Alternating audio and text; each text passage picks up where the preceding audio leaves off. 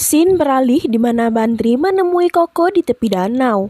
Bandri menceritakan tentang Linda yang terganggu dengan sikap Yanagisa. Koko sudah menduganya. Bandri juga menceritakan tentang sikap Chinami yang menurutnya terlalu berlebihan. Tapi ya wajar saja sih, karena Chinami tidak tahu kalau Bandri dan Linda pernah satu sekolah. Bandri juga menyalahkan dirinya karena dia tak bisa memberitahu Chinami apa yang terjadi sebenarnya. Di momen romantis ini juga Bandri ingin memberikan cincin titipan ibunya kepada Koko. Tapi sayangnya cincin itu malah lupa dibawa. Tentu saja itu menjadi sangat kacau, karena Bandri tak bisa memberikan cincin itu kepada Koko. Di rumah Bandri masih bingung kapan waktu yang tepat dia akan memberikan cincin itu kepada Koko. Dia ingin sekali meminta pendapat Chinami, tetapi waktunya kurang tepat. Saat di kampus juga, Chinami sama sekali tak ingin mengobrol dengan Bandri. Dia benar-benar mengabaikan Bandri. Bukan hanya Bandri yang sedih, Iana juga terlihat sangat sedih karena dia tak berhasil mendekati Linda. Dan tidak hanya itu saja, dua orang senior di sana juga terus menghalangi Yanagisa untuk lebih dekat dengan Linda.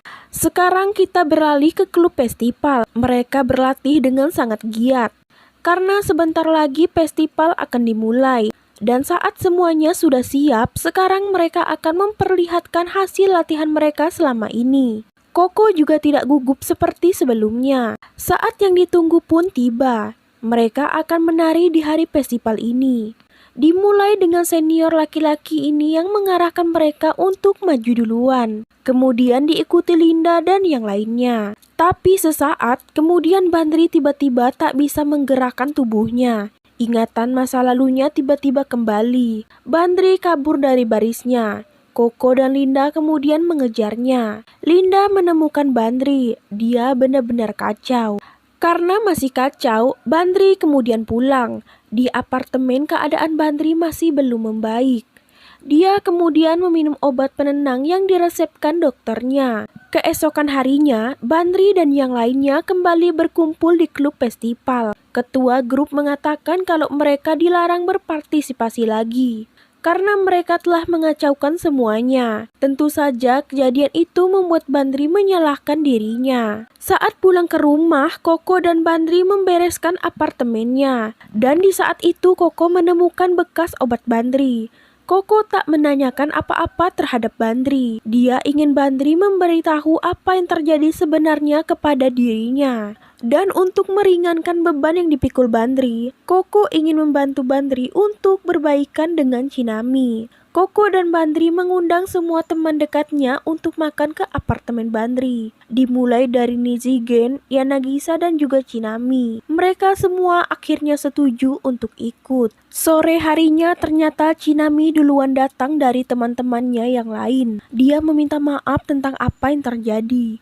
Dia sebenarnya sedang mengalami fase kecemburuan. Dia baru sadar ternyata dia menyukai Yanagisa setelah dia menolaknya. Tapi kesempatan untuk kembali tidak ada karena Yanagisa telah menyukai Linda. Dan tanpa sengaja dia melampiaskan kemarahannya kepada Bandri. Dia juga meminta maaf. Dia juga meminta Bandri untuk merekamnya dengan kamera. Tapi saat Bandri memegang kamera itu, tiba-tiba ingatan tentang masa lalunya kembali. Dia benar-benar merasa kesakitan. Melihat hal itu, Chinami memanggil Linda yang saat itu berada di kamar Nana. Bandri sangat kacau. Dia mengatakan hal-hal yang seharusnya tidak dia katakan. Dia juga tak ingin kalau Koko melibatkannya dengan keadaan saat ini. Bandri kemudian kabur dari rumah. Tapi untung saja Yanagisa dan Nizigen berhasil mengejarnya. Di sini Bandri sangat sedih. Dia menceritakan kepada kedua temannya kalau dia ingin sekali mengakhiri hidupnya. Di sini Nizigen mengatakan agar mereka bisa menyelesaikan masalah ini sama-sama. Kemanapun Bandri pergi, mereka pasti akan menemuinya. Dan saat Bandri pulang ke rumah, dia melihat tidak ada satupun orang di rumahnya. Dia juga mendapat pesan dari Koko. Hari selanjutnya, Bandri berencana ingin memberikan cincin titipan ibunya kepada Koko. Tapi di saat Bandri ingin memberikan cincin itu, Koko malah mengatakan kalau dia tak bisa menerima cincin itu. Dia tak bisa mempercayakan masa depannya kepada Bandri, dan dia pun mengajak Bandri untuk putus. Koko mengatakan kalau dia datang ke kampus ini hanya untuk mengejar Yanagisa saja. Setelah mengatakan itu, Koko kemudian pergi meninggalkan Bandri. Tentu saja itu membuat Bandri sangat kaget. Dia tak mengejar Koko. Dia berharap Koko akan kembali kepadanya. Tapi sampai langit menjadi gelap pun Koko tak kunjung kembali. Sampai Bandri bertemu dengan ayah Koko yang mengendarai mobil saat itu. Ternyata Koko lah yang menyuruh ayahnya untuk menjemput Bandri. Dia tak ingin Bandri menunggunya sampai larut malam. Ayah Koko juga menyalahkan Bandri. Seharusnya Bandri mengejar Koko pada saat itu, bukannya menunggu Koko kembali. Di sini ayah Koko juga mengatakan kalau Koko sempat bertanya tentang obat penenang yang pernah Bandri konsumsi. Tapi di sini Bandri tak menjelaskan apapun kepada ayah Koko. Sampai pada saat dia diturunkan dari mobil pun dia belum mengatakan apa-apa. Dan tidak berapa lama Bandri tak sengaja bertemu dengan Nana. Nana yang tahu kalau saat itu Bandri sedang galau mencoba menghiburnya. Walaupun cara menghiburnya tak semanis teman yang lain. Keesokan harinya pun tiba. Di depan kampus Bandri bertemu dengan Koko. Sikap Koko masih ramah seperti sebelumnya. Koko juga minta maaf kepada Bandri. Dan di sini Bandri sedikit lega tentang hubungan mereka. Mereka berdua kemudian pergi bertemu dengan yang lainnya. Tapi di saat pertemuan ini Koko malah mengumumkan tentang hubungannya dengan Bandri. Kalau mereka sudah putus sejak kemarin sore. Tentu saja Bandri semakin kaget. Lantas sapaan ramah Koko tadi pagi apa? Tapi Koko menjawab kalau dia hanya ingin meminta maaf. Jadi Bandri jangan salah paham. Dia hanya ingin mereka tetap menjadi teman. Hari festival pun tiba. Tapi mereka menari tanpa menggunakan kostum karena masalah sebelumnya. Tapi mereka semua tetap optimis. Tidak berapa lama Yanagisa dan Shinami datang membawa seseorang yang akan meminjamkan mereka baju dan alat-alat yang lainnya. Mereka semua harus berterima kasih kepada Yana. Berkat dia mereka akhirnya bisa menggunakan kostum di saat festival. Mereka akhirnya mulai menari.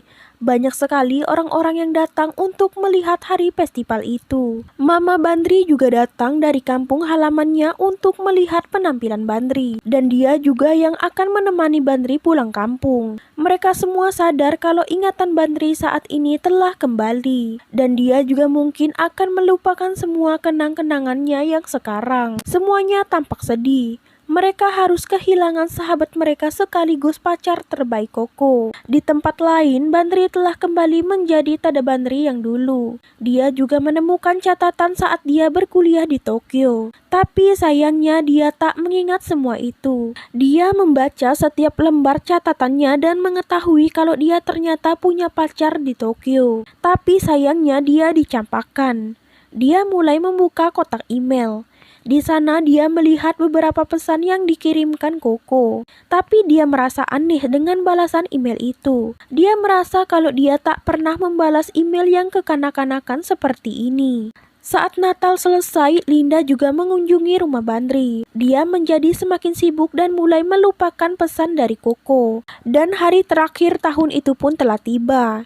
Linda juga akan menginap di rumah Bandri untuk merayakan tahun baru bersama keluarga Bandri. Dan saat itu juga perasaan Bandri kepada Linda tidak pernah berubah. Tidak berapa lama, bel rumah Bandri berbunyi. Dan orang yang ada di depan rumah itu adalah Koko. Dia datang menemui Bandri dengan alasan kalau dia ingin mengembalikan DVD yang pernah dia pinjamkan. Bandri tak mengenal Koko. Dia mengira kalau Koko adalah Shinami. Bandri memanggil Linda. Dia mengatakan kalau temannya Shinami datang mengunjunginya. Setelah Linda melihat Koko, dia sedikit gugup. Tapi Koko memberi Linda kode agar Linda jangan memberitahukan Bandri. Dan saat Koko ingin pulang, dia mengatakan kalau dia ingin ke jembatan sebentar. Setelah Koko pergi, dia mulai mengingat kaca yang pernah Koko berikan kepadanya. Itu mirip dengan kaca Koko sebelumnya. Bandri kemudian mengejar Koko. Linda memberikan Bandri semangat. Tapi di saat Bandri berada di jembatan, dia malah terhalang oleh masa lalunya.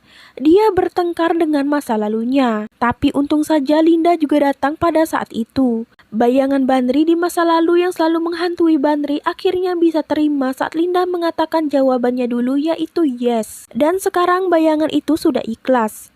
Dia juga memberikan Bandri sebuah cincin yang pernah terjatuh di jembatan. Dan sekarang Bandri dan Koko akhirnya kembali bersama. Bandri berhasil mengingat Koko. Itu membuat Koko sedih karena bahagia. Dia sebelumnya pernah takut kalau Bandri tak menepati janji mereka dulu. Bandri menepati janji itu dan memberikan Koko sebuah cincin. Koko mulai bercerita ternyata yang membalas emailnya selama ini adalah Nizigen. Nizigen tak ingin melihat Koko yang setiap harinya bersedih. Dia berinisiatif untuk membalas email Koko yang dikirimkannya kepada Bandri. Chinami memilih untuk membantu dengan caranya sendiri. Dia juga mengedit rekaman Bandri. Dan alur cerita anime Golden Time pun selesai. Nah teman-teman, itu tadi adalah part terakhir dari anime berjudul Golden Time. Bagaimana menurut kalian? Komen di bawah ya. Untuk kalian yang mau request alur cerita boleh komen di bawah ya. Dan sampai jumpa di video berikutnya. Bye bye.